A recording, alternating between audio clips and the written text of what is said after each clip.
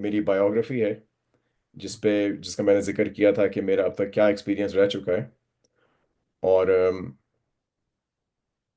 ये वो कंपनीज हैं जिनके लिए हम लोगों ने एज ए कंपनी अप्लाई स्ट्रेटोग्राफर्स के थ्रू उनको या तो ट्रेनिंग कराई है या उनको उनके लिए कोई कंसल्टिंग का प्रोजेक्ट किया है। और इसमें कुछ ऑयल एंड गैस कंपनीज हैं, कुछ माइनिंग कंपनीज हैं। अगेन, दिखाने का मकसद आपको ये है कि हमारा हमारा काम स्ट्रिक्टली कंसल्टिंग का है। हमारा और मेरा अपना अपना काम, उसका कोई रिसर्च या टीचिंग से कोई लेना देना नहीं है।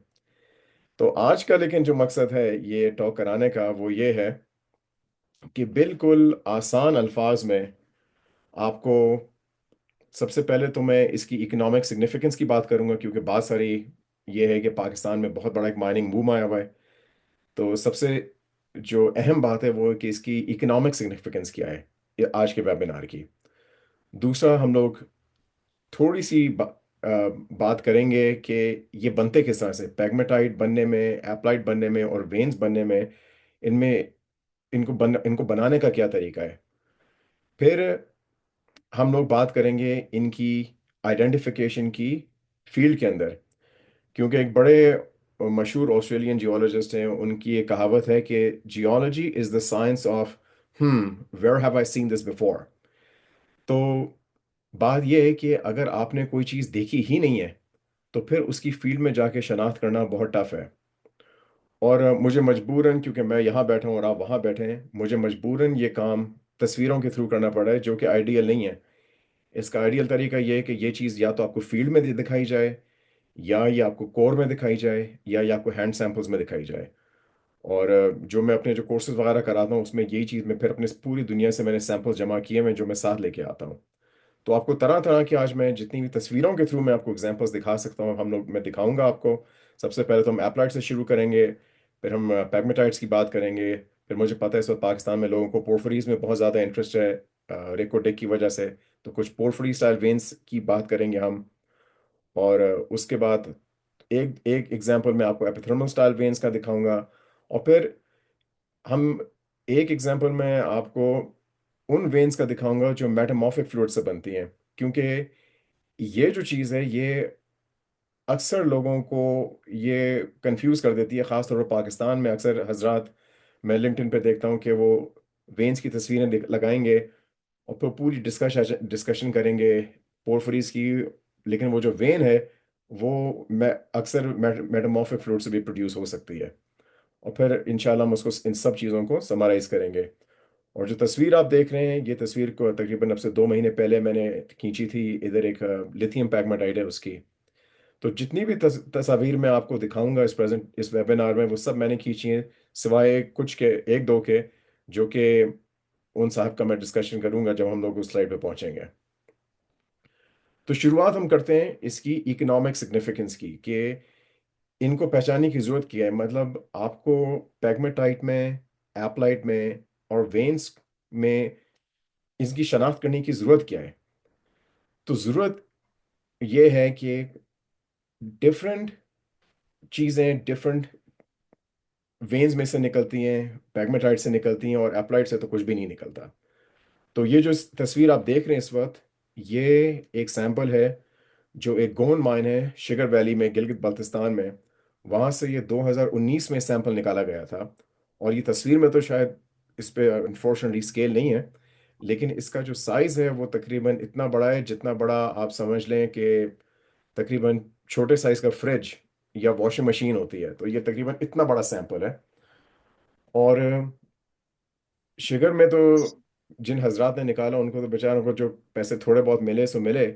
यहाँ जब इसका ऑक्शन हुआ, जब इसको निकाल लिया गया और यूरोप में जाके इसका ऑक्शन हुआ था, तो उधर ये जो सैंपल आपको स्क्रीन में नजर आ रहा है, ये $10 मिलियन में जाके इसकी इसकी फरोख्त हुई। तो इससे आपको पता चलता है कि इसकी इकोनॉमिक सिग्निफिकेंस ठीक ठाक है। अगर एक सैंपल $10 मिलियन में जाके बिक रहा है तो इसकी ठीक ठाक इकोनॉमिक सिग्निफिकेंस है। अब जो हजरात इस वक्त रेकोडेक में काम कर रहे हैं या सेंडक में काम कर रहे हैं, वो अगर अपनी सारी जिंदगी भी रेकोडेक सेंडक में काम कर लें तो ऐसा सैंपल वहां से नहीं मिल सकता। क्यों? क्योंकि इस किस्म के एक्वामरीन क्रिस्टल्स जो हैं वो आपको कभी भी हाइड्रोथर्मल वेन्स में नहीं मिलेंगे। ये जो चीज़ है ये सिर्फ पैगमेटाइट्स में मिलने वाली है। इसी तरह से कुछ चीज़ें ऐसी हैं जो सिर्फ और सिर्फ आपको वेन्स में मिलेंगी, वो आपको पैगमेटाइट्स में नहीं मिलेंगी, इसलिए इनकी शनाख्त करना जो है वो लाजमी है। तो हम शुरू करते हैं बिल्कुल कुछ बेसिक्स के साथ, क्योंकि मैंने आपको बोला था मेरा काम ये है कि मुश्किल चीज़ों को आसान बनाना। तो ये जो तस्वीर हम देख रहे हैं, ये मैंने तस्वीरें ली थी जब अब से कुछ साल पहले मैं जापान गया हुआ था कोलोराडो स्कूल ऑफ माइंस के साथ। और वहाँ का एक बड़ा एक मशहूर आतिशफिशा पहाड़ है साकुराजिमा के नाम से। और मैं साकुराजिमा को मैं देख रहा था उनके साथ, और मैंने बोला कि यार कितनी कमाल की बात हो कि अगर इस वक्त ये आतिशफिशा पहाड़ फट जाए और हमें इसको सामने से फटते हुए हम इसको देखें। और आप यकीन करें मैंने ये बात की और मुश्किल से 2 मिनट बाद हमें आवाज़ आई डंग करके, और फिर साकुराजिमा जो है वो फटना शुरू हो गया। और ये तस्वीर मैंने ली थी उसके फटने से पहले, और ये आप देख रहे हैं उसकी इरप्शन शुरू हुई है साकुराजिमा की। तो जब हम इस तरह से, आप अक्सर हजरात ये जो व्हाट्सएप ग्रुप्स हैं उनमें भी ये तस्वीरें आजकल वीडियोस डाल रहे हैं, क्योंकि दुनिया में डिफरेंट जगहों पे ये आतिशफिशा पहाड़ फट रहे हैं। तो जब ये आतिशफिशा पहाड़ फटता है तो उसमें से क्या निकल के आता है? तो जब आप हम लोग तो कहते हैं कि चलो जी उसमें से धुआं निकल रहा है, लेकिन धुएं के अंदर है क्या? धुएं के अंदर तकरीबन आप समझें 80% तो पानी है।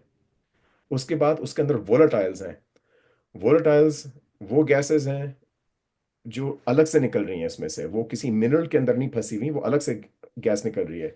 उसके अंदर जैसे सल्फर डाइऑक्साइड हो गई, हाइड्रोक्लोरिक हो गया, H2SO4 और कार्बन डाइऑक्साइड। और फिर थोड़े बहुत उसके अंदर सॉलिड्स निकलते हैं जिनको हम पायरोक्लास्टिक्स कहते हैं।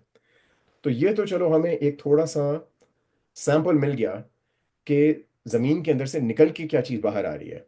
लेकिन इस वक्त अगर हम साकुरेजी में जाएं सब एक साथ, और हम ऊपर जो इसका क्रेटर है उसके अंदर हम घुस जाएं, और हम अब से जमीन के अंदर 7-8 किलोमीटर की गहराई में चले जाएं, तो वहां क्या हो रहा है?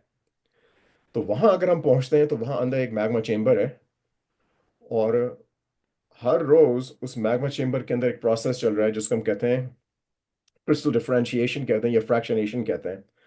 तो उसमें क्या हो रहा है कि आहिस्ता आहिस्ता क्रिस्टल्स बनने शुरू हो रहे हैं। ये ऐसा ही है कि जैसे अगर आप इस वक्त एक पानी का ग्लास लेके आप अपने फ्रीजर में डालते हैं, तो अगर आप 10 मिनट बाद आएंगे तो उसमें छोटे छोटे से बर्फ के आपको क्रिस्टल्स मिलने शुरू होते हैं। अगर आप 20 मिनट बाद जब पहुंचेंगे तो उसी ग्लास के अंदर वो जो बर्फ के क्रिस्टल्स हैं वो थोड़े बड़े होते जाएंगे। और अगर आप 1 घंटे बाद पहुंचते हैं तो वो पूरा का पूरा जो ग्लास है उसके अंदर जो आपने पानी डाला था वो सारा का सारा सॉलिड आइस बन जाएगा। इसी तरह मैग्मा चेंबर के अंदर एक प्रोसेस चलता है, उसमें क्या आता है कि क्रिस्टल्स बन रहे हैं। तो क्रिस्टल्स किन चीज़ों के बन रहे हैं? मेनली फेल्सपार के क्रिस्टल्स बन रहे हैं, क्वार्ट्ज के क्रिस्टल्स बन रहे हैं, माइका के क्रिस्टल्स बन रहे हैं। तो जब ये क्रिस्टल्स बनते हैं तो कुछ एलिमेंट्स हैं जो इनको बनने में इस्तेमाल होते हैं। मसलन सिलिका हो गया, और पोटेशियम हो गई, सोडियम हो गई। और कुछ चीज़ें ऐसी हैं जो थोड़े बहुत इस्तेमाल में होती हैं, जैसे आयरन हो गया, थोड़ा बहुत पानी, लेकिन ज़्यादातर पानी इस्तेमाल नहीं होता। तो अब जो वो चीज़ें जो इस्तेमाल नहीं हो रही, उनको हम, एक तो उसमें पानी हो गया और दूसरे उसमें वॉलेटाइल्स हो गए। अब वो चीज़ें जो इस्तेमाल नहीं होती, वो क्या होता है कि वो मैग्मा चेंबर के ऊपर जमा होनी शुरू हो जाती हैं या उनकी साइडों पर जमा होनी शुरू हो जाती हैं, जिनको हम कहते हैं कि ये इनकम्पैटिबल एलिमेंट्स हैं, वोलेटाइल्स हैं, फ्लक्सेस हैं। वो चीज़ें जो इस्तेमाल नहीं हो रही, वो क्या करती हैं कि उनका जो रेट है क्रिस्टल्स बनाने का वो बहुत रैपिड होता है, और उनसे पैग्मेटाइट्स बनते हैं। तो हमें, जब हम शुरू में जियोलॉजी पढ़ते हैं तो हमें सिखाया जाता है कि अगर आप बड़े क्रिस्टल्स देख रहे हैं किसी पत्थर के अंदर, ग्रेनाइट के अंदर, डायोराइट के अंदर, तो इनको बनाने में बहुत ज़्यादा वक्त लगा। और अगर आप बारीक क्रिस्टल्स देख रहे हैं तो ये बहुत फुर्ती में ये क्रिस्टल्स बन गए। लेकिन पैग्मेटाइट उस रूल को फॉलो नहीं करते, क्योंकि इनके अंदर वोलेटाइल्स हैं, इनके अंदर एक और चीज़ होती है फ्लक्सेस, और फ्लक्सेस का काम होता है कि वो टेम्परेचर ऑफ क्रिस्टलाइजेशन को लोअर कर देते हैं। उसकी वजह से क्या होता है कि पैग्मेटाइट्स के अंदर बहुत फुर्ती में, और जब मैं कह रहा हूँ बहुत फुर्ती में, तकरीबन 100,000 200,000 ईयर्स, जो कि जियोलॉजिकल टाइम में बहुत स्पीडों वाला काम है, आप बहुत बड़े क्रिस्टल्स बना सकते हैं। वो पैग्मेटाइट्स बनने तो शुरू होते हैं मैग्मा चेंबर के अंदर। अगर आप ऐसे इलाके में हैं जहाँ पत्थरों के अंदर पहले से वो पत्थर टूटे फूटे हैं, मतलब उनके अंदर फ्रैक्चर्स हैं, तो उन फ्रैक्चर्स के अंदर या फॉल्ट्स हैं, उनके थ्रू वो फ्लूइड्स माइग्रेट करते हैं और आप पैग्मेटाइट्स आपको मिल जाते हैं। अब ये जो पैगमेटाइट्स निकलने शुरू होते हैं एक मैग्मा चेंबर से, ये इनका भी एक खास टेम्परेचर है, ये एक खास मैग्मेटिक स्टेज है जिसको हम लेट मैग्मेटिक कहते हैं। तकरीबन टेम्परेचर्स का हो गया 650 से 550 डिग्री तक, उसमें ये बनते हैं। और ये मैक्सिमम तकरीबन आप समझे 10 किलोमीटर दूर तक जाता है मैग्मा चेंबर से। इनको बनाने का एक और भी तरीका है जिसको हम एनाटैक्सिस कहते हैं, उसकी हमारे पास आज टाइम नहीं है उसकी उसकी बात करने का। लेकिन वो एक और भी प्रोसेस है इनको तैयार करने का। तो ये तो बात हो गई पैग्मेटाइट्स की। अब बात यह है कि टेम्परेचर थोड़ा और लेक मैग्मेटिक स्टेज में अब क्या हो गया कि ज़्यादातर क्रिस्टल्स तो बन गए, ज़्यादातर क्रिस्टल्स बन गए और थोड़ा बहुत मेल्ट अभी भी बाकी रह गया।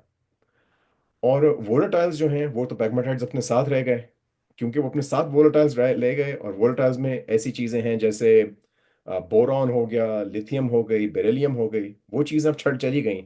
तो अब जो आपका जो मैग्मा चेंबर है उसके अंदर बिल्कुल एक वोलेटाइल पुअर कंपोनेंट रह गया है। वोलेटाइल्स तो चले गए। और जो उसकी जो विस्कोसिटी है, विस्कोसिटी होती है जैसे पानी को अगर आप फेंकते हैं किसी पे तो पानी आराम से आसानी से बहता है। लेकिन अगर आप शहद को ग्लास से निकालने की कोशिश करेंगे खासतौर पर सर्दियों में, तो शहद तो खुद ब खुद निकलता भी नहीं है। इसका मतलब शहद की विस्कोसिटी ज़्यादा है। तो जो मैग्मा चेंबर है अब उसकी जो मेल्ट है मैग्मा चेंबर के अंदर, उसकी विस्कोसिटी और बढ़ जाती है। और उस स्टेज में एप्लाइड्स आपको नजर आपके बनने शुरू होते हैं। और वो क्या है एप्लाइड, वो बेसिकली वो बचा कुचा मेल्ट है। जो ज्यादातर चीजें तो सख्त हो गई हैं, उनके बीच में जो थोड़ा सा बच जाता है उस मेल्ट से एप्लाइड्स बनता है। और अगेन कुछ वो मैग्नाइट एप्लाइड्स मैग्मा चेंबर के अंदर रहते हैं, और थोड़े बहुत एप्लाइड्स उसमें से बाहर भी निकल सकते हैं अगर आसपास फ्रैक्चर्स हैं और वो आसानी से बह सकते हैं। अब ये जो मैग्मा है, ये क्योंकि ये गर्म है, ये बाकी चीज़ों से लेस डेंस है, तो ये आहिस्ता आहिस्ता ऊपर की तरफ आना शुरू होता है। एक और जो चीज़ मैग्मा चेंबर से इस स्टेज में निकल रही है वो पानी है। जो पानी है वो निकलना चाह रहा है मैग्मा चेंबर से, लेकिन पानी निकल नहीं पाता, क्योंकि एक प्रेशर है जो ऊपर का है, जो सारे पत्थरों का प्रेशर है नीचे की तरफ, जिसको हम कहते हैं लिथोस्टैटिक प्रेशर। एक प्रेशर है पानी का जो बाहर निकलने की कोशिश कर रहा है, जिसको हम कहते हैं हाइड्रोस्टैटिक प्रेशर। जैसे जैसे मैग्मा ऊपर की तरफ जाता है लिथोस्टैटिक प्रेशर और कम होता जाता है। क्यों? क्योंकि ऊपर के जो पत्थर हैं वो कम रह गए हैं, क्योंकि वो आहिस्ता आहिस्ता ऊपर की तरफ आ रहा है। और जो पानी का जो प्रेशर है हाइड्रोस्टैटिक प्रेशर, वो बढ़ता जाता है बढ़ता जाता है उस वक्त तक, जब तक पानी का जो प्रेशर है जो हाइड्रोस्टैटिक प्रेशर है वो इतना बढ़ जाता है कि वो लिथोस्टैटिक प्रेशर को बीट करता है और पानी फूट के बाहर निकलता है। जब उस स्टेज पे पानी फूट के बाहर निकलने की बिल्कुल उस स्टेज पे होता है, उस वक्त ये बारीक बारीक उंगली जैसी शेप की इंट्रूजन्स मैग्मा से बाहर निकलती हैं, जिनको हम कहते हैं पोर्फरीज। और पोर्फरीज के में रैपिड प्रेशर क्वेंचिंग होती है, मतलब क्योंकि उतनी स्पीडों से ऊपर की तरफ जाती हैं, उनका प्रेशर फुर्ती से कम हो रहा होता है। और उनके अंदर जो क्रिस्टल्स हैं उनको पूरी तरह बनने का वक्त नहीं मिलता, तो उसमें से ज़्यादातर तो क्रिस्टल्स छोटे रह जाते हैं और कुछ आपको बड़े नजर आते हैं, जिसकी वजह से आपको पोर्फिरेटिक टेक्सचर मिलता है इनके अंदर। फाइनली जो हाइड्रोस्टैटिक प्रेशर है वो इतना बढ़ जाता है कि पानी सब चीज़ों को तोड़ता हुआ बाहर निकलता है। ये ऐसा ही है जैसे जो हजरात ऑयल एंड गैस में हैं, और जो जिनको पता है कि फ्रैकिंग का काम किस तरह किया जाता है, कि आप ज़मीन में वेल ड्रिल करते हैं ऑयल एंड गैस का, और पानी को आप बहुत प्रेशर के अंदर उस वेल के अंदर डालते हैं। और इतना जब वो प्रेशराइज पानी वेल के अंदर जाता है तो आसपास के सारे पत्थरों को तोड़ देता है, हम उसको हाइड्रोलिक फ्रैक्चरिंग कहते हैं। यहाँ ये कुदरती तौर पर हाइड्रोलिक फ्रैक्चरिंग हो रही है पत्थरों की। और उसकी वजह से हर इन पोर्फरीज के आसपास जितने भी पत्थर हैं उनको उनके अंदर फ्रैक्चर्स ही फ्रैक्चर्स बनते जाते हैं उस हाइड्रोलिक फ्रैक्चरिंग की वजह से। जो पानी पत्थरों को तोड़ के बहुत धमाके के साथ बाहर निकलता है। फिर क्या होता है कि जब वो पत्थर फ्रैक्चर कर जाते हैं, टूट जाते हैं, और जब पानी उन पत्थरों के से उन फ्रैक्चर्स में से गुजरता है, उस वक्त वो अपने साथ मिनरल्स लेके जाता है गर्म, और वो ठीक ठाक हाई टेम्परेचर पे। कभी कभी वो जो पानी होता है वो तेजाबी होता है उसका, और नमकीन होता है। और जो उसके आसपास के जो पत्थर हैं उन पे उसका असर होता है, जिसकी वजह से ऑल्टरेशन होती है। जब उन फ्रैक्चर्स के अंदर से पानी गुजरता है और उन फ्रैक्चर्स को मिनरलाइज करता है, तो अब हम उनको वेन्स कहते हैं। तो हमने मैं आपको 3 डिफरेंट प्रोसेसेस की बात की कर ली मैंने। आपको मैंने पहले सिखाया कि पैगमेटाइट्स कैसे बनते हैं, फिर एप्लाइड्स, और ये फाइनल जो आखिरी स्टेज है इसमें कि वेन्स कैसे बनती हैं। तो ये तो कुछ किताबी बातें हो गई। अब हो गई बात कि प्रैक्टिकल लाइफ में आप इनकी शनाख्त कैसे करते हैं। तो पहले मैं आपको बताऊंगा कि इसको करने का दुरुस्त तरीका क्या है, और फिर मैं आपको बताऊंगा कि इसको करने का गलत तरीका क्या है। क्योंकि मैं चाहता हूं कि आप सही और गलत में शना में उनको आपस में देख सकें। तो दुरुस्त तरीका इसका ये है कि फर्स्ट करें, ये आपने आउटक्रॉप देखी, ये जैसी काराकोरम हाईवे से आप रोड लेते हैं स्कर्दू की तरफ, तो उधर ये आउटक्रॉप नजर आया, और आप देख रहे हैं कि इसमें बहुत सारी सफेद सफेद पट्टियां नजर आ रही हैं आपको इस पत्थर के ऊपर। तो इसको इसको करने का दुरुस्त तरीका ये है कि आप वहां जाएं, आप उस पट्टी पर अपनी जो हैंड लेंस है उसको लगा के देखें। कोई काम जियोलॉजी में हैंड लेंस के बगैर नहीं होना चाहिए, बल्कि आप यकीन करें, यहाँ कभी अक्सर में होता है कि काम में मुझे कोई ऐसा पत्थर मिलता है जिसकी मैं शनाख्त नहीं कर पाता, तो मैं उसको कोलोराडो स्कूल ऑफ माइंस लेके जाता हूँ अपने उस्ताद के पास, जिनसे मैंने सीखा है। और जब मैं उनके पास लेके जाता हूँ वो, और मुझे फर्ज करें मुझे लगता है कि ये पत्थर स्कार्न है, तो जब मैं स्कार्न एक्सपर्ट के पास वो लेके जाता हूँ, वो कभी ये नहीं करता कि वो हाथ से देख के बताता है कि हाँ बेटा आपको स्कार्न मिल गया। नहीं, वो हमेशा अपनी जेब से हैंडलेंस निकालेंगे, पहले वो हैंडलेंस से देखेंगे, फिर अपनी जेब से स्क्राइबर निकालेंगे, उस स्क्राइबर से उसको स्क्रैच करेंगे, उसके बाद फिर से उसको हैंडलेंस को देखेंगे। और जब तक वो 2-3 मिनट में सारे उसके मिनरल्स को ना देख लें, वो आपको ये नहीं बताएंगे कि ये स्कार्न है या नहीं है। अब ये बात हो रही है दुनिया के टॉप स्कार्न एक्सपर्ट की। जो दुनिया का टॉप स्कार्न एक्सपर्ट है, वो तक बगैर हैंड लेंस के, बगैर स्क्राइबर के, वो आपको शनाख्त करके नहीं बताता। अगर मैं इतनी बेवकूफ़ी वाली हरकत करूं कि मैं उनको तस्वीर भेज दूं कि जी मैंने ये तस्वीर में मैं गया था मैक्सिको, वहां मैंने पत्थर देखा है, आपका क्या ख्याल है।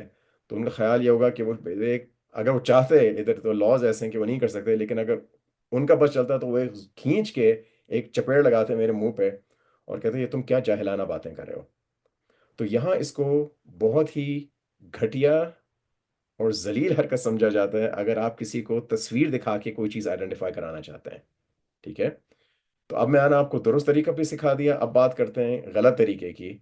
और गलत तरीका क्या है कि मैंने कोई चीज़ फील्ड में देखी और उसकी तस्वीर मैंने लिंक्डइन पे डाल दी, और मैंने लिख दिया नीचे कि जी आपका क्या ख्याल है इसके बारे में, आपके ख्याल से मैं इस, या ये मुझे कैल्साइट नज़र आ रहा है, इसका एपिथर्मल डिपॉजिट से क्या ताल्लुक है, या मैं इसको चीज़ का देख रहा हूँ, आपके ख्याल से ये क्या है। अब जब आप ये करते हैं तो मैं आपको बताता हूँ कि इसका क्या नतीजा निकलता है। सबसे पहले तो वो हजरात जिनका बहुत कम एक्सपीरियंस, जैसे कोई शख्स है जो नाइजीरिया में बैठे हुए हैं, वो जब इस तस्वीर को देखेंगे तो उनका कमेंट आ जाएगा कि बड़ी ज़बरदस्त तस्वीर है, ये तो साफ लिथियम पैगमेटाइट्स लग रहा है। अब आप खुश हो गए, आपने बोला कि वाह भाई मुझे तो लिथियम पैगमेटाइट मिल गया। लेकिन फ़ौरन 2 मिनट बाद कोई साहब हैं ईरान में, जिन जो माइनिंग इंजीनियर हैं, और वो अपने जो बाकी ईरानी भाई हैं उनको दिखाना चाहते हैं कि यार मुझे भी कुछ आता है, जबकि मैं इंजीनियर हूँ लेकिन मुझे भी आता है जियोलॉजी के बारे में। तो वो लिंक्डइन में कमेंट कर देंगे, उफ ये तो आपको ज़बरदस्त स्टॉक वर्क्स मिल गए, ये तो बिल्कुल ऐसे हैं जैसे यहाँ हमारा पोर्फरी है सर चश्मे के नाम से। तो आप खुश हो गए कि यार ये तो मुझे पेगमेटाइट भी मिल गया और मुझे पोर्फरी भी मिल गया, वो ही एक ही आउटक्रॉप के अंदर। फिर एक और कोई हजरत हैं जो आपके शायद क्लास फेलो रह चुके हों, अब वो चाहते हैं कि आपकी हौसला अफजाई करें, तो वो लिख देंगे इनलाइटनिंग या थैंक यू फॉर शेयरिंग। अब आप खुश हो गए कि यार देखो मेरे साथी जमाती भी खुश हो गए मेरे शेयर करने से। लेकिन जिन हजरात को वाकई इन चीज़ों के बारे में आता है, उनको पता है कि यार जब तक मैं जाके अपनी हैंड लेंस इस पे नहीं लगाऊंगा, जब तक मैं स्क्राइबर से इसको स्क्रैच नहीं करूंगा, मैं नहीं बता सकूंगा क्या है। तो वो बैठ के सिर्फ आराम से वो लेट के वो तमाशा देख रहे होते हैं। लेकिन तमाशा देखने का मतलब ये नहीं कि उनको आपका नाम नहीं याद रहेगा। और ये एक बहुत मशहूर यहाँ जियोलॉजिस्ट हैं, साइमन जोवर्ट साहब हैं ये, और इन्होंने ये लिंक्डइन पे ये पोस्ट डाली इसीलिए कि भाई ये तमाशा चल क्या रहा है। जो लोग ये तस्वीरें डाल रहे हैं लिंक्डइन में और पूछ रहे हैं कि ये क्या चीज़ है। अब इसमें मसला ये है कि जब आप बाहर किसी कंपनी में अप्लाई करेंगे, तो जो हायर करने वाले हैं वो अक्सर ऐसे लोग हैं जिनको वाकई आता है। और आजकल के ज़माने में जब लोग आप अपना रेज्यूमे या सीवी कहीं भेजते हैं तो वो पहला काम ये करते हैं कि वो आपके लिंक्डइन को जाके देखेंगे। और अगर वो देखेंगे कि ये बंदा इस किस्म की पोस्ट कर रहा है, तो ये आपके रेपुटेशन के लिए सही चीज़ नहीं है। मतलब वो कहते हैं ना, एक होता है मशहूर होना, एक होता है बदनाम होना। तो अपने, ये एक ऐसी चीज़ है कि आप सब मेरे भाइयों की तरह हैं। ये मेरी आपसे गुजारिश है कि ये हरकतें, ये मत कीजिए इस तरह से, क्योंकि इससे सिर्फ आपको नुकसान पहुंचेगा, आपके करियर को। और अगर आपको अपना ख्याल नहीं आता तो अपने घर वालों के बारे में सोचें, क्योंकि आपका करियर आपके घर वालों को भी अफेक्ट करता है। तो अब तुमने बात कर ली इनकी सही शनाख्त की, तो अब हम बात करते हैं एप्लाइड्स की, कि इनको फील्ड में कैसे आइडेंटिफाई किया जाता है। तो एप्लाइड जो हैं वो अमूमन बिल्कुल एक या तो हल्के से गुलाबी या सफ़ेद रंग की पट्टियाँ तैयार करते हैं। और उनमें जब आप अपनी हैंड लेंस लेंगे और आप एप्लाइड्स पे अपनी हैंड लेंस रखेंगे, तो आपको पता चलेगा कि इसमें जो क्रिस्टल साइज है, वो जो सराउंडिंग पत्थर है वो उससे भी ज़्यादा बारीक है। और इतना वो बारीक है जिसको हम कहते हैं एफिनेटिक। एफिनेटिक का मतलब कि उसमें तो आपको क्रिस्टल्स अपनी आंखों से हैंड लेंस को इस्तेमाल करने के बावजूद आपको उसमें क्रिस्टल्स नजर ही नहीं आ रहे। जब इन पे धूप पड़ती है तो इनमें बिल्कुल हल्की सी, इनमें ऐसा टेक्सचर आता है जैसे चीनी होती है, बिल्कुल बारीक बारीक पिसी हुई चीनी की तरह। तो ये एप्लाइड्स का टेक्सचर है।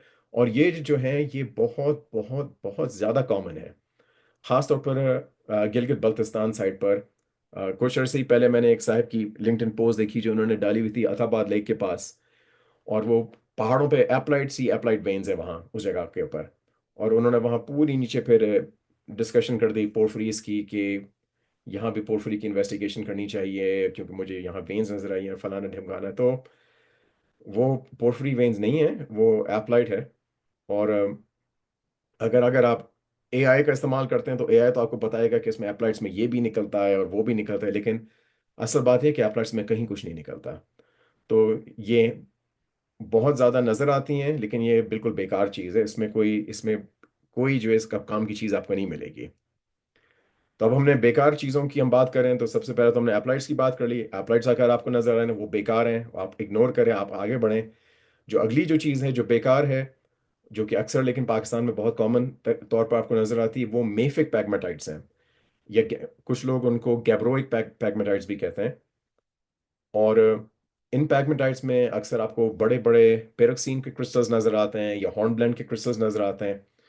और पाकिस्तान में जो कोहिस्तान आइलैंड आर्क है उसमें ये गैब्रोइक और मेफिक पैगमेटाइट्स आपको अमूमन मिलते हैं। मुझे जिन साहब ने पैगमेटाइट्स में ट्रेन किया था उन्होंने शुरू में ही बताया था कि यार जहाँ तुम्हें मेफिक पैगमेटाइट्स नज़र आ रहे हैं, इनमें बहुत बहुत बहुत कम चांसेस हैं कि आपको कोई काम की चीज़ मिले। दूसरे पैगमेटाइट्स हैं जो ग्रेनेटिक पैगमेटाइट्स हैं। इन पैगमेटाइट्स में जो मिनरलोजी है वो वही है जो आपको ग्रैनाइट्स में मिलती है। मसलन ये जो गुलाबी गुलाबी आपको नज़र आ रहा है, ये सारा केस पार है। जो आपको ये सफ़ेद नज़र आ रहा है ये क्वार्ट्स है। जो काला आपको नज़र आ रहा है ये बहुत बड़े क्रिस्टल्स बायोटाइट के हैं। और जो रेयर अर्थ एलिमेंट बेरिंग पैगमेटाइट्स हो गए या लिथियम बेरिंग पैगमेटाइट्स हो गए, वो सारे इस कैटेगरी के अंदर आते हैं। वो सारे ग्रेनाइटिक पैगमेटाइट्स हैं, वो गैब्रोइक या मेफिक पैगमेटाइट्स नहीं है। ठीक है। अब इसका हरगिज ये मतलब नहीं है कि जहां भी आपको ग्रेनाइटिक पैगमेटाइट मिलेगा वहां आपको अंदर लिथियम भी मिलेगी तो रेयर अर्थ्स भी मिलेंगे, नहीं, इसका मतलब ये नहीं है। बल्कि इसके चांसेस उसमें भी बहुत कम होते हैं। मेरे जो घर के पास जो सबसे एक बड़ा एक मशहूर पैगमेटाइट डिस्ट्रिक्ट है, क्रिस्टल माउंटेन पैगमेटाइट डिस्ट्रिक्ट, जहाँ उनकी कुछ तस्वीरें भी आपको दिखाऊंगा मैं। उधर कुल 1700 पैगमेटाइट्स हैं। उन 1700 पैगमेटाइट्स में से शायद 10 हैं जिनके अंदर लिथियम या कोल्टान निकल रहा है, या gem, non gem quality beryl निकल रहा है। इससे आपको पता चलता है कि ये बहुत ही नायाब चीज़ है। हर ग्रेनेटिक पैगमेटाइट के अंदर से आपको कोई चीज़ काम की नहीं, ज़रूरी नहीं है कि मिलेगी। लेकिन अगर कोई काम की चीज़ मिलती है तो वो मिलती है हमेशा आपको ग्रेनेटिक पैगमेटाइट्स में। अब ये एक एग्जांपल है ग्रेनाइटिक पैगमेटाइट का जिसके अंदर लिथियम है। और इस तस्वीर के अंदर दो लिथियम मिनरल्स हमें नजर आ रहे हैं। एक लिथियम मिनरल आपको ये नजर आ रहा है जो बिल्कुल ये लंबा सा क्रिस्टल है। ये जो लंबा सा सफेद रंग का क्रिस्टल नजर आ रहा है जिसमें मैंने अपना स्क्राइबर से मैं पॉइंट कर रहा हूँ, ये जो है ये स्पॉन्जिमीन है।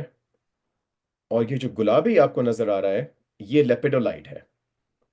तो ये दोनों लिथियम बेरिंग मिनरल्स हैं। इसमें एक चीज़ का ख्याल ज़रूर कीजिए कि अगर आप मायनिंग के काम में पड़ रहे हैं पाकिस्तान में, और लिथियम के बहुत सारे सोर्सेज हैं, ज़रूरी नहीं आप पेगमेटाइट से निकालें। इस वक्त दुनिया में सबसे ज़्यादा लिथियम है वो एक, उसको कहते हैं गोल्डन ट्रायंगल कहते हैं, जो कि साउथ अमेरिका में 3 ममालिक हैं।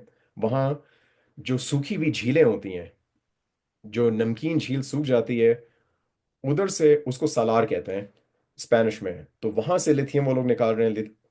फिर कुछ हजरात हैं जो फोकस करते हैं ऑयल फील्ड, जो जो ऑयल वेल्स हैं पुराने, उनके अंदर से भी ऑयल फील्ड ब्राइन्स होते हैं, उनमें भी अक्सर लिथियम मिल जाती है।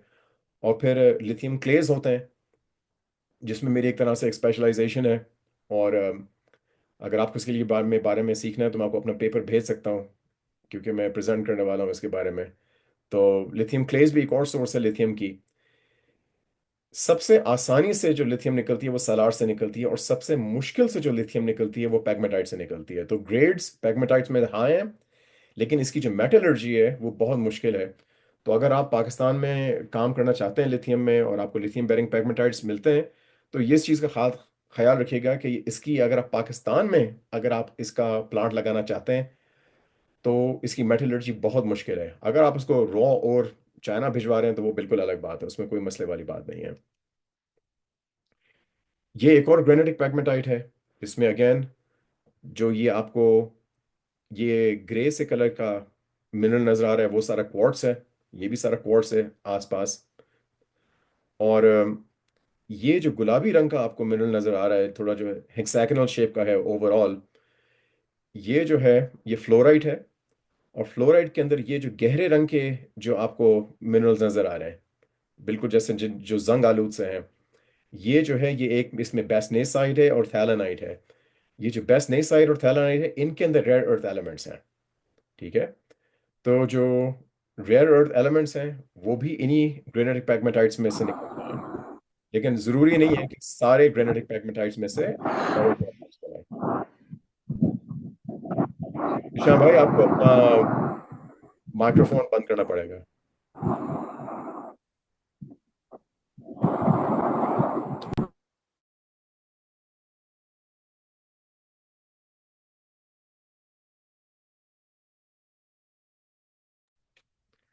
अच्छा, इस स्लाइड पर आपको जो मिनरल नजर आ रहे हैं, वो अगेन ये जो ग्रे से कलर का मिनरल है, ये क्वार्ट्स है। ये जो सफेद मिनरल आपको नजर आ रहा है, ये फेल्सपार है। और जो काला आपको नजर आ रहा है, ये कोलम्बाइट टेंटलाइट है। जो कोलम्बाइट टेंटलाइट है, ये भी पैग्मेटाइट्स में से निकलता है। और ये एक बहुत अच्छी सोर्स है टैंटलम और नायोबियम की। और ये जो टैंटलम है, नायोबियम है, इसको कंबाइन, इनका जो एक वर्ड है जो इसको कोल्टैन कहते हैं। ये जो सेलफोन्स में इसकी इस्तेमाल बहुत ज़्यादा है। और जब भी आपको मिनरल मिलता है तो इसकी टेस्टिंग की जाती है देखने के लिए कि इसमें टेंटलम ज़्यादा आ रहा है या नायोबियम ज़्यादा आ रहा है। नायोबियम आपने सुना होगा, अक्सर ये मैग्नेट्स में इस्तेमाल होता है। अगर टेंटलम ज़्यादा है, तो आजकल जो टेंटलम की जो प्राइस है वो तकरीबन $300 फी किलोग्राम है।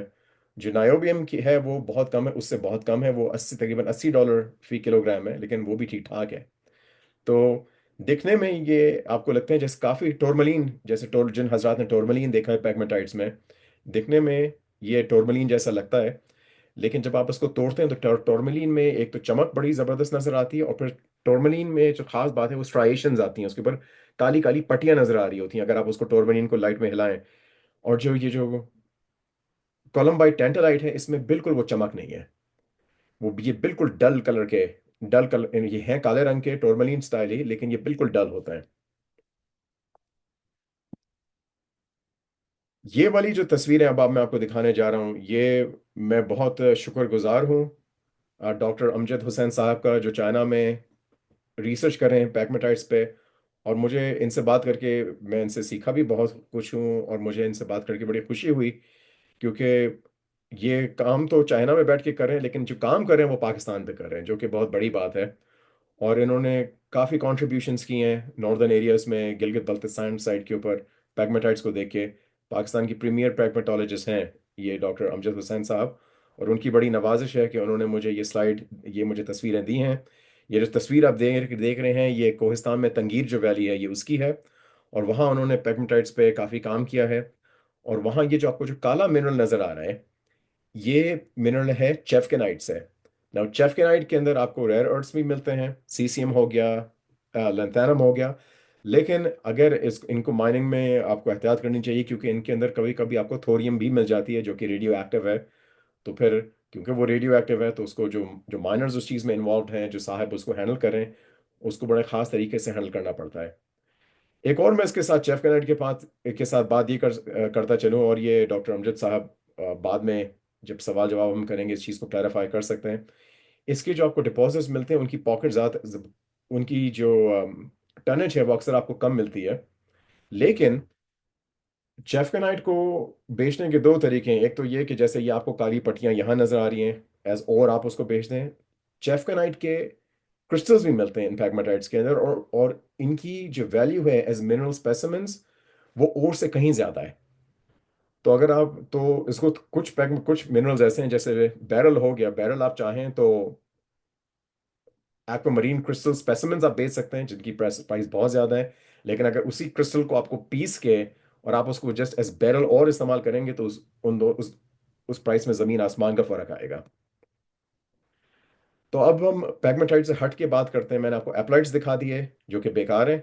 फिर मैंने आपको पैगमेटाइट्स दिखाई, और उन पैगमेटाइट्स में आपको काफ़ी काम की चीज़ें मिल सकती हैं, जिसमें रेयर अर्थ्स हो गए, हमने लिथियम की बात की, इनके अंदर यूरेनियम भी मिल सकती है, मॉली मिल सकती है, ऑफ कोर्स जेमस्टोन्स। मैंने आपको शुरू में किंग ऑफ कश्मीर, जो बहुत खूबसूरत एक एक्वामरीन क्रिस्टल्स का एक स्पेसिमेन था, वो दिखाया था। अब हम उस सब से हट के बात करते हैं मैग्मेटिक हाइड्रोथर्मल और हाइड्रोथर्मल वेन्स की। हाइड्रोथर्मल मतलब गर्म पानी। ये वो वेन्स हैं जो गर्म पानी से तैयार की गई। मैग्मेटिक हाइड्रोथर्मल ना सिर्फ गर्म पानी से जनरेट की भी वेन्स, लेकिन वो गर्म पानी जो डायरेक्टली जो जो फ्लूइड्स हमने मैग्मा से एग्जॉल्व किए, यानी जो जमीन के अंदर, मैंने आपको आतिशफिशा पहाड़ के अंदर वो जो मैग्मा चेंबर दिखाया था, वो डायरेक्टली जो उससे निकलते हैं, उनको हम मैग्मेटिक हाइड्रोथर्मल कहते हैं। अभी ऐसा ही है कि अगर अगर आप खाना बना रहे हैं या चाय बना रहे हैं, और खुदा ना खास्ता वो गर्म पानी आपकी जब अगर आपके हाथ के ऊपर गिर जाए, तो जाहिर बात है जहां वो गिरेगा वहां वो आपके हाथ को जला देगा। और जहां जहां वो आप हाथ जलेगा, जाहिर तौर पर अगर आप किसी को दिखाएंगे तो साफ देख सकता है कि वो आपका हाथ किस जगह पे जला हुआ है।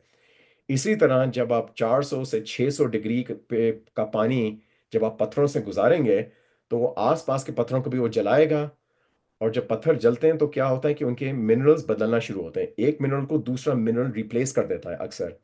उस प्रोसेस को जब आसपास के पत्थरों को हम बदलते हैं, गर्म पानी से, तेजाबी पानी से, नमकीन पानी से, तो उस चेंज को हम ऑल्टरेशन कहते हैं। तो अमूमन जब हाइड्रोथर्मल वेन्स आपको नजर आती हैं, तो उसके साथ साथ आपको एक और पट्टी भी नजर आती है उसके आसपास को, जिसको हम कहते हैं कि ये ऑल्टरेशन हेलो है। कुछ लोग उसको सेल्वेज कहते हैं, कुछ लोग एनवलप कहते हैं। आपकी जो मर्जी आए आप उसको बेलें।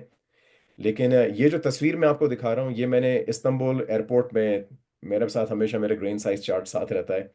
तो ये इस्तंबुल एयरपोर्ट पे चलते हुए मुझे ज़मीन पे ये टाइल्स नज़र आए, जिनमें ये आप पर वेन देख रहे हैं। ये जो हरा हरा आपको नज़र आ रहा है वो एपिडोट है। और उसके साथ साथ जो सफ़ेद आपको नज़र आ रहा है वो एल्बाइट है। और साथ साथ ये सफ़ेद बाकी भी आपको जगहों पे जो छोटे छोटे पैचेस नज़र आ रहे हैं, ये सारे एल्बाइट के पैचेस हैं। इससे हमें ये पता चलता है कि पहले पत्थर टूटा, वही गर्म पानी से, जब गर्म पानी पत्थर तोड़ता है हाइड्रोलिक फ्रैक्चरिंग के थ्रू, फिर वो गर्म पानी वहां से गुजरा, और उन फ्रैक्चर्स के अंदर उसने एपिडोट डिपॉजिट किया। और उसकी गर्माइश की वजह से, उसकी केमिस्ट्री की वजह से आसपास जो पत्थरों में तब्दीली आई, वो ये सफ़ेद आपको नज़र आ रहा है। तो ये वेन्स आपको कहाँ मिलती हैं? ये आपको पोर्फिरीज में मिल सकती हैं, आपको स्कार्स में मिल सकती हैं, एपिथर्मल डिपॉजिट्स में मिल सकती हैं, कार्बोनेट रिप्लेसमेंट डिपॉजिट्स में मिल सकती हैं, और ये मेटामॉर्फिक फ्लूइड से भी बन सकती हैं। तो पहले हम शुरू करते हैं पोर्फिरीज से, क्योंकि मुझे पता है पाकिस्तान में इस वक्त लोग बहुत ज़्यादा इंटरेस्टेड हैं पोर्फिरीज में, रेकोडेक की वजह से। तो ये जो तस्वीर आप देख रहे हैं, ये मैंने खींची थी, एक बहुत मशहूर पोर्फिरी है यहाँ येरिंगटन नेवाडा में। और वहाँ हम लोग, हमारे मेरे कंपनी में एक पोर्फिरी एक्सपर्ट हैं, वो फील्ड ट्रिप लीड करते हैं। तो ये तब मैंने तस्वीर खींची थी। तो पोर्फिरी जो वेन्स हैं उसमें उनकी एक क्लासिफिकेशन स्कीम है। उनको उसमें ए वेन्स आती हैं, बी वेन्स आती हैं। तो ये जो तस्वीर मैं आपको दिखा रहा हूँ, ये ए वेन्स की हैं। और ये जो ए वेन्स हैं ये तकरीबन 500 डिग्री सेल्सियस पे बनती हैं। और आपने शुरू से देखा होगा, जब से मैंने टॉक किया अक्सर मैं ये दर्जा हरारत आपको मैं बताता हूँ, क्योंकि माइनिंग में इसकी बड़ी अहमियत है। माइनिंग में जब आप काम करते हैं इनके ऊपर, तो जैसे हम उर्दू सीखते हैं कायदे में, तो पहले अलिफ बे पे सीखते हैं, फिर आप जुमला बनाना सीखते हैं। तो शायरी तो बहुत बाद में आती है। तो इसमें जो अलिफ बे है वो ये है कि मिनरल्स की शनाख्त अगर आप कर सकते हैं अपनी हैंड लेंथ से, अपने स्क्राइबर से, ठीक है, ये तो अलिफ बे हो गई। जुमले आप तब बनाते हैं अगर आपको ये पता हो कि ये मिनरल किस टेम्परेचर पे बनता है, किस सिलेंडरी पे बनता है, और किस पीएच पे बनता है। इसका मतलब अब आप जुमले बनाना सीख गए। जब आप जुमले बनाना सीख गए तो उसके बाद जो काम है कि इससे हमें, इसकी ऑल्टरेशन क्या है, इससे हम कहाँ प्रेडिक्ट कर सकें कि हमें और मिलता है नहीं मिलता है, वो तो शायरी का काम आ गया, वो बहुत बात का है। लेकिन अगर आपको अलिफ बे नहीं आती या आपको जुमले बनाने नहीं आते, तो फिर आप शायरी तक नहीं पहुंच सकते। ठीक है। तो जो भी मिनरल आप की आप शनाख्त करते हैं, पहला काम है आपको पता होना चाहिए कि किस टेम्परेचर पे बनता है, इसका पीएच क्या है, इसकी सैलिनिटी क्या है। तो यहाँ जो आपको ये ग्रे कलर की जो पट्टियां नजर आ रही हैं अंदर, ये क्वार्ट्स है। ये वाला जो क्वार्ट्स है तकरीबन ये 500 डिग्री सेल्सियस पे बनता है। और अगर आप इस पट्टियों को देख रहे हैं तो आप देखें कि यहाँ इनकी चौड़ाई ज़्यादा है, ये कम है। यहाँ भी इसकी चौड़ाई ज़्यादा है, यहाँ कम है। और ये इरेगुलर है, ये कभी सीधी नहीं बनती, तो इनको हम कहते हैं ए वेन्स। और ये पोर्फिरीज में जो सबसे कुछ शुरू में जो वेन्स बनती हैं उनमें से ये भी, उनमें ये भी शामिल है। अक्सर वो जो ए वेन्स हैं उनमें आपको कोई काम की चीज़ नहीं मिलती, लेकिन अगर आपको आउटक्रॉप में नज़र आ रही हैं, इसका मतलब कि इस एरिया में पोटेंशियल है। ठीक है। तो अगला जो स्टेप आता है वो बी वेन्स का आता है। ये तकरीबन 500 से 375 डिग्री सेल्सियस तक बनती हैं। ये जो तस्वीर मैंने खींची है ये एक बहुत बड़ी पोर्फिरी है, मेरे घर से तकरीबन 1.5 घंटे दूर, क्लाइमैक्स के नाम से। तो जो लाल लाल आपको नजर आ रहा है वो तो बाद में वेदरिंग की वजह से, वो ऑक्सीडेशन होती है पायराइट की, उसकी वजह से जब पायराइट की ऑक्सीडेशन होती है तो उसमें से आयरन अलग हो जाता है, सल्फर अलग हो जाता है। आयरन है तो जाहिर बात है जब पानी उसे पड़ेगा वो जंग लगेगा उसको, इसकी वजह से वो लाल लाल नजर आ रहा है। लेकिन ये जो पट्टियां आपको नजर आ रही हैं इसमें आप देखें कि ये ज्यादा सफेद रंग की नहीं है, इनका अजीब एक गंदा सा ग्रे सा रंग है। वो जो ग्रे सा आपको रंग रंग नजर आ रहा है वो मॉली है, इसके अंदर मोलिब्डेनम जो एक मेटल होता है। ठीक है। तो ये वाली जो पोर्फिरी है ये खास तौर पर एक मोलिब्डेनम पोर्फिरी है। पोर्फिरीज में आपको या तो मॉली मिलता है, या सोना मिलता है, या कॉपर मिलता है, और कभी कभी आपको तीनों एक साथ भी मिलता है। ये जो एग्जांपल है ये क्यू एस पी वेन है, जिसको कुछ हज़ार डी वेन्स भी कहते हैं। क्यू एस पी इसलिए बोलते हैं क्योंकि इसके अंदर क्वार्ट्ज, सेरेसाइट और पायराइट है। तो ये जो आप तस्वीर देख रहे हैं अगेन, वो जो लाल रंग नजर आपको आ रहा है वो ऑक्सीडेशन की वजह से। और ये तस्वीर मैंने एरिजोना में एक माइन है सिल्वर बेल माइन, वहाँ पोर्फिरी में खींची थी। और अगेन ये तो ये वेन हो गई, ये उसके पास उसका ऑल्टरेशन हेलो हो गया। वेन के अंदर जो आपको जो चमकदार चीज नजर आ रही है वो सारा पाइराइट है। और उसके साथ साथ आप जहां ये जो तब्दीली जो देख रहे हैं इसके अंदर मिक्स है क्वार्ट्ज का और सेरेसाइट का। इन वेन्स का जो फॉर्मेशन टेम्परेचर है वो 375 से 275 डिग्रीज तक है। और कभी कभी इसके अंदर इन डी वेन्स के अंदर आपको चैल्कोपाइराइट भी मिलता है जो कि कॉपर मिनरल है। उसके बाद ये जो वेन्स आपको नजर आ रही हैं ये एग्जैक्टली वही वेन्स हैं जो मैंने आपको इस्तांबुल एयरपोर्ट की जमीन पर दिखाई थी। जो ये वेन्स हैं ये एपिडोर वेन्स हैं, और उनका जो हेलो है जो सफेद सफेद आपको नजर आ रहा है ये एल्बाइट का है। और जब ये वेन्स आपस में आप क्रिस क्रॉस करती हैं पोर्फिरीज के अंदर, तो तब हम उनको स्टॉक वर्क कहते हैं। ये जो लफ्ज है स्टॉक वर्क का, ये सिर्फ और सिर्फ पोर्फिरीज के लिए इस्तेमाल किया जाता है। तो इसको, इसका जो इस्तेमाल है वो थोड़ा एहतियात से किया कीजिए, क्योंकि अगर आपको पत्थरों में कहीं भी क्रैक्स नजर आ गए और वो क्रैक फ्रैक्चर्स एक दूसरे को क्रिस क्रॉस कर रहे हैं, तो हर क्रिस क्रॉस करता हुआ फ्रैक्चर स्टॉक वर्क नहीं होता। स्टॉक वर्क सिर्फ आप तब कहते हैं अगर वो 100% आपको पता है ये पोर्फिरी के अंदर है। और अक्सर ये होता है कि अगर आप किसी गॉसन में जाएं जहां आपको हर चीज़ लाल रंग की नजर आ रही है, उसके अंदर फ्रैक्चर्स होते हैं, और वो फ्रैक्चर्स हमेशा एक दूसरे को क्रिस क्रॉस करते हैं, लेकिन वो स्टॉक वर्क नहीं है। और उसका उससे कोई लेना देना नहीं है। तो ये जो तस्वीर है ये भी यारिंगटन नवाडा से हमारी फील्ड ट्रिप के दौरान, जिसमें ये कुछ जियोलॉजिस्ट कनाडा से आए हैं जिनको हम सिखा रहे हैं कि इनको कैसे इनकी शनाख्त की जाती है। लेकिन ये वाली जो वेन्स हैं एपिडोट वाली, जिनके आसपास हेलोज हैं एल्बाइट के, ये बिल्कुल बेकार हैं, इनमें कभी कोई काम की चीज़ नहीं मिलती। अब पोर्फिरी से हट के हम बात करते हैं एपिथर्मल डिपॉजिट्स की। एपिथर्मल डिपॉजिट्स में बहुत तरह तरह की वेन्स हैं, और उन वेन्स के मतलब इतने टेक्सचर्स हैं कि उसमें पूरा एक अलग से कोर्स किया कराया जा सकता है। इधर मैं जो आपको एग्जांपल दे रहा हूँ, ये हम वेन को देख रहे हैं। ये जो एपिथर्मल की सिस्टम के अंदर जो वेन्स हैं, इनकी जो चौड़ाई है वो पोर्फिरी वेन से कहीं ज्यादा हो सकती है। पोर्फिरी में जो वेन्स आपको मिलती हैं वो ज्यादा ज्यादा तकरीबन, बहुत भी अगर कोई चौड़ी वेन हुई तो वो तकरीबन इतनी इतनी चौड़ी होती है, तकरीबन आप समझते हैं 3-4 सेंटीमीटर तक। लेकिन ज्यादातर जो वेन्स हैं वो आपकी उंगली जितनी या आपकी उंगली से भी कम चौड़ाई की होती हैं पोर्फिरी सिस्टम्स के अंदर। एपिथर्मल में जो वेन्स आपको मिलती हैं उनकी जो विड्थ है वो या तो आपकी उंगली से लेके उनकी विड्थ आपकी गाड़ी तक भी हो सकती है, आपके घर तक भी हो सकती है। ठीक है, तो ये इनकी चौड़ाई ठीक ठाक हो सकती है, इनकी जो कॉन्टिन्यूटी है वो सेवरल किलोमीटर्स तक भी हो सकती है। इधर जो मैं आपको वेन दिखा रहा हूँ, ये वाली वेन जो है वो एक इंटरमीडिएट सल्फेटेशन सिस्टम से है, जो कि, और ये तस्वीर मैंने ओपन एरिजोना में खींची थी। और अगेन अक्सर हजरात मैं देखता हूँ कि पाकिस्तान में लिंक्डइन पे पोस्ट करते हैं और वो कहते हैं कि ये मैं कैल्साइट, मुझे कैल्साइट दिख रहा है, इसका एपिथर्मल से क्या ताल्लुक है। भाई कैल्साइट तो आपको, मरगला हिल्स पूरी की पूरी कैल्साइट से बनी हुई है।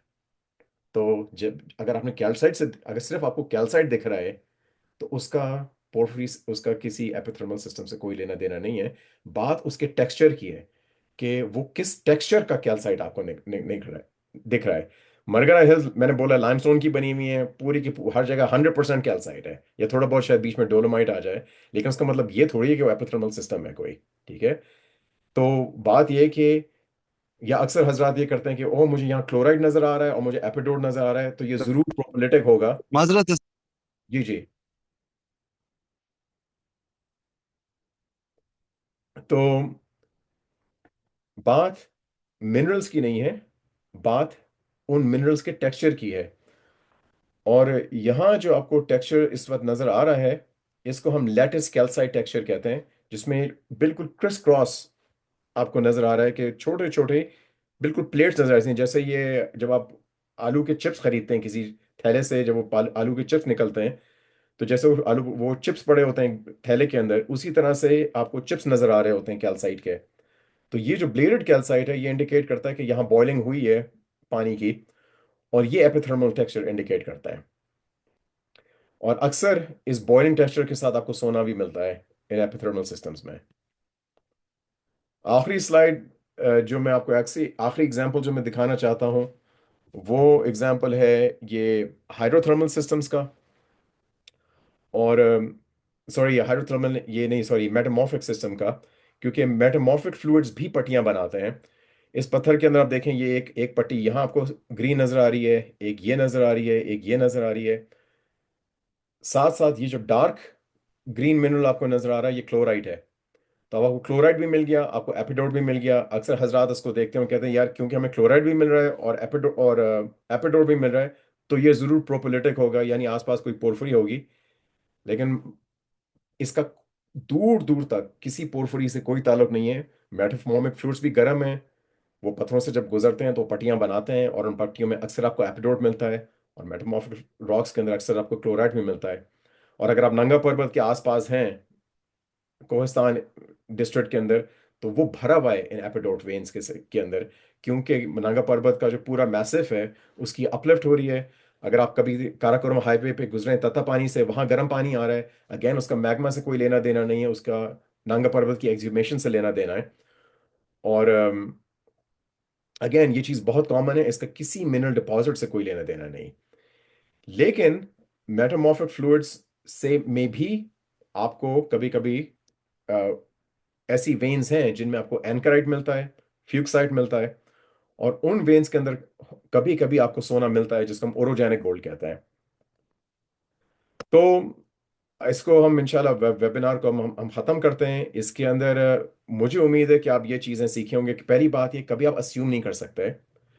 कभी जब भी आपको मिनरल्स की शनाख्त करनी हो, तस्वीरों से तो इम्पॉसिबल है, ये बहुत ही नुकसानदेह बात है आपके लिए अगर आप तस्वीरें डाल रहे हैं लिंक्डइन के ऊपर और लोगों से ये पूछ रहे हैं कि मुझे बताओ ये आपके ख्याल से क्या है, क्योंकि कोई भी अक्लमंद आदमी आपको ये तस्वीर देख के ये नहीं बताएगा कि ये चीज़ क्या है।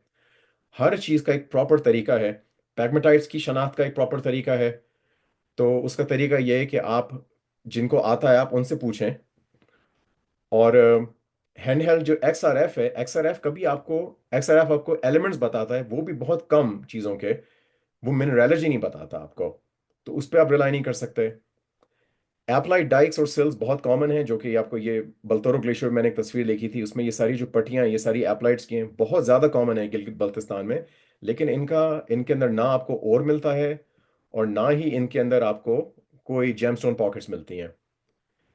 जो ग्रेनाइटिक पैगमेटाइट्स हैं वो इकोनॉमिक हो सकते हैं रेयर अर्थ एलिमेंट्स के लिए, जेमस्टोन पॉकेट्स के लिए। जो वेन्स हैं वो मैग्मेटिक हो सकती हैं, हाइड्रोथर्मल हो सकती हैं, हाइड्रोथर्मल, लेकिन वो मेटामॉर्फिक भी हो सकती हैं।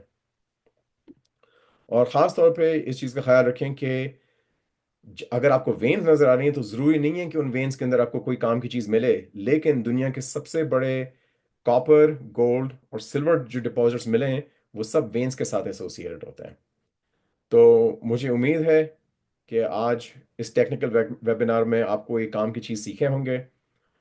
और अगर आप नहीं सीखे तो कम से कम आपको कुछ खूबसूरत तस्वीरें देखने को मिल गई दुनिया भर से और डिपॉजिट्स की। तो आपके कीमती वक्त का मैं बहुत शुक्रगुजार हूँ। और इस वक्त अगर आपके पास कोई सवाल हैं तो मैं कोशिश करूंगा उनका जवाब देने की। थैंक यू डॉक्टर साहब, it's very very nice presentation and आपने जो है बहुत ही कॉमन आदमी की ज़बान में लोगों को जो है वो बताया है, जो कि बहुत कम जियोलॉजिस्ट कर पाते हैं। लेकिन एक चीज़ का जो ये है कि अगर आप हज़ारा कश्मीर के एरिया में जाएं या हज़ारा डिवीज़न जो कि कश्मीर से अलहदा है टुवर्ड्स गिलगित, वहाँ पे बहुत सारी पोर्फ्रीज पाई जाती हैं और उन पे पहले काम हुआ है ड्यूरिंग 90s, लाइक